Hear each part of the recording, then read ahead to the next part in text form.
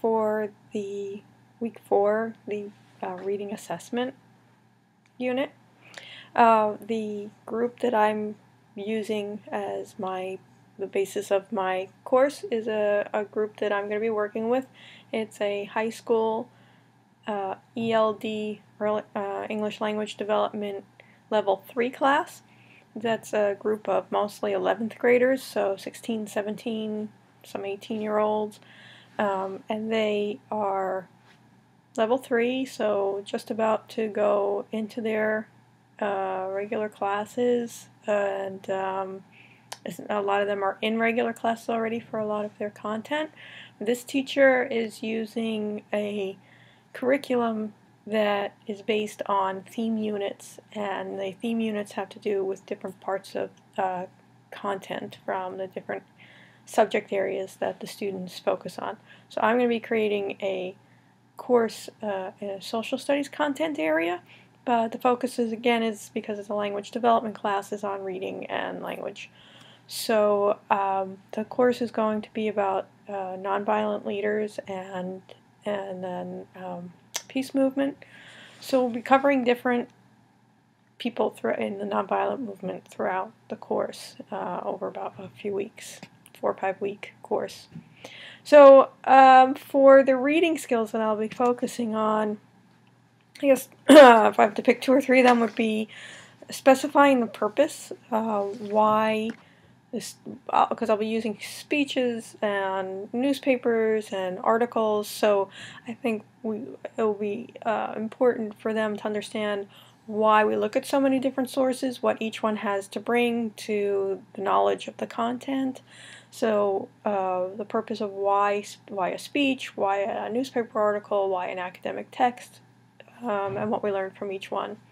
And then the second skill, I think, would be inferring and stating the main purpose or the main idea of the text.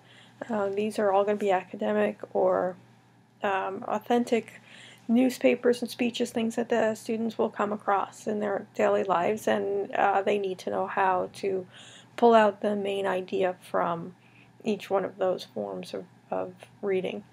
And then finally, because it's a language development class, I will be focusing on vocabulary, and so guessing the word from the context will be very important, because especially as these students go off and they're reading newspapers, hearing things, reading other more academic texts, they're going to need to be able to figure out vocabulary that they don't already have.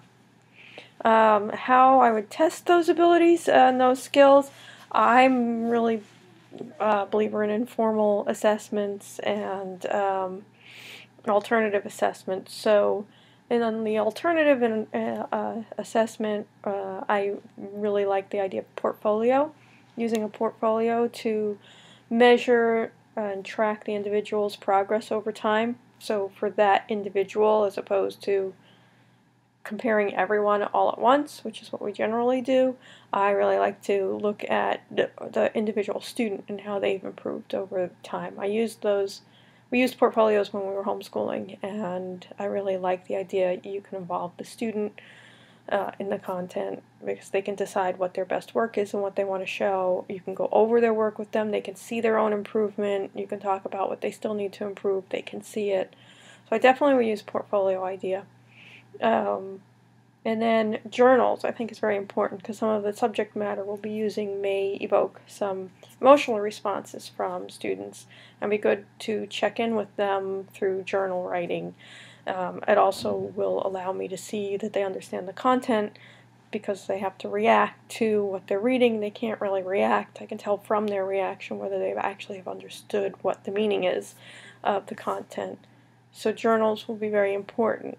I'd love to use some role-playing. Either they can become one of the characters that we read about, or have them act out a play that covers one of the events that happened during the time that we're studying.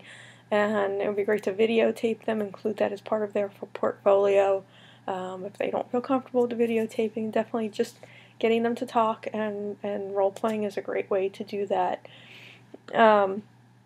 And then more formal assessments, I would definitely give a quiz at the end of the week or the end of, as we do an individual or a particular movement. When I finish that particular movement or that particular individual, I would have a quiz that would include questions such as readings,